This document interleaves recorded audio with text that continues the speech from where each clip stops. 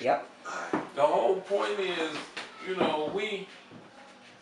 what you're looking at right now is three guys that put so much negativity in our neighborhoods where it's going to take us a whole lifetime to change it.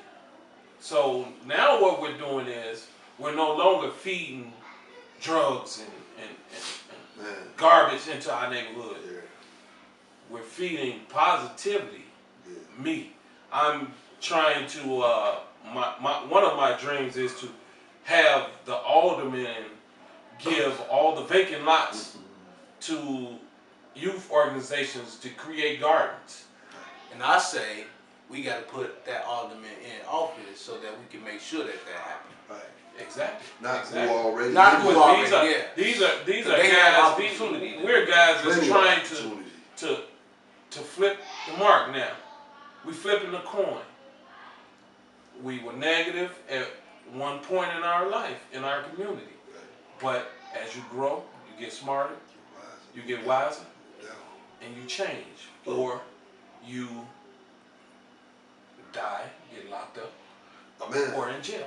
So is everybody who wears, all your customers, like your Wild 100 customers, particularly your repeat customers, who are they?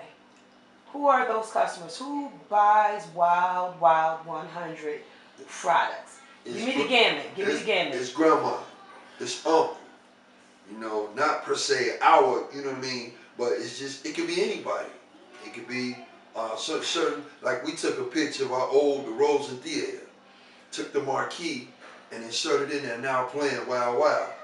The older generation like that. You know why? That sparked fond memories in them. Or they see 60628, the zip code.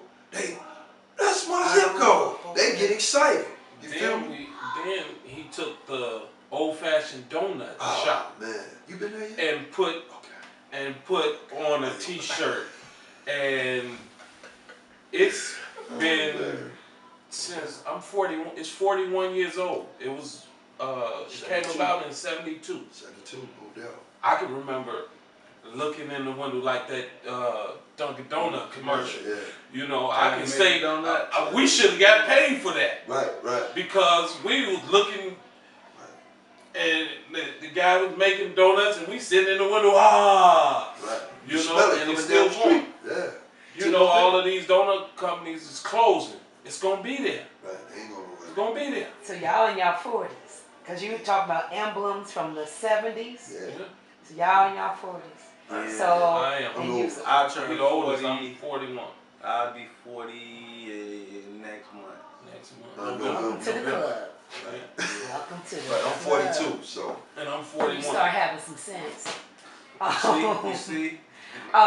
So you said that grandma wears it, uncle wears it. Yeah. So you saying that your parents' generation will also wear Wild 100? Some of them will that kind of see it and they kind of like some of the ideas. And then there's some that won't. What about kids your children's ages? Oh, y'all have we got them. Single digits to Yeah, double we got digits them. here. Because the one thing about young people, they love to represent. They want to feel this is ours. That's like hip hop. We finally got something that says this us. So Wild, you asked me earlier, hip hop inspired us. To still stand and say this us. Yeah. And then I feel it's what it's saying. Too. Some of the shirts say every shirt says something different.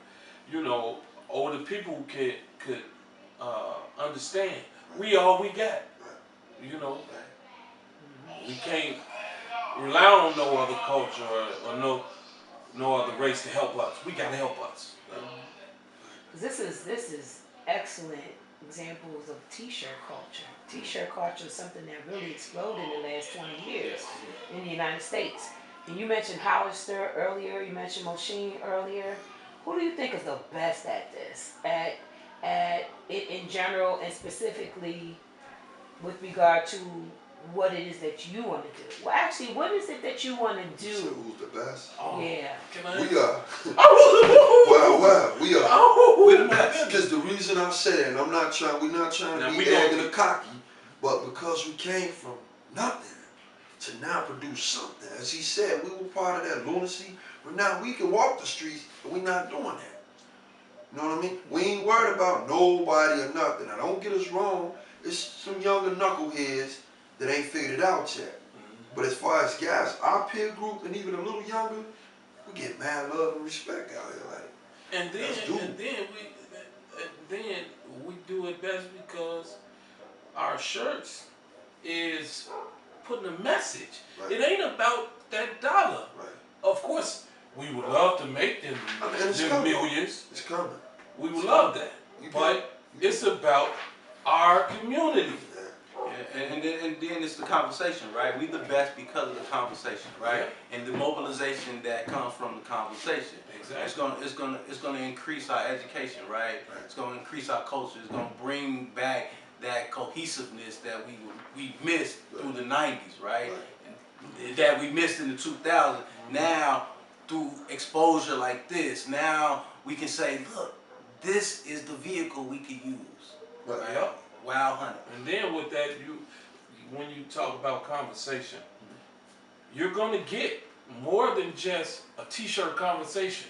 Right. When you say, "Oh, where that's from?" What you Right. gonna get some knowledge. Right.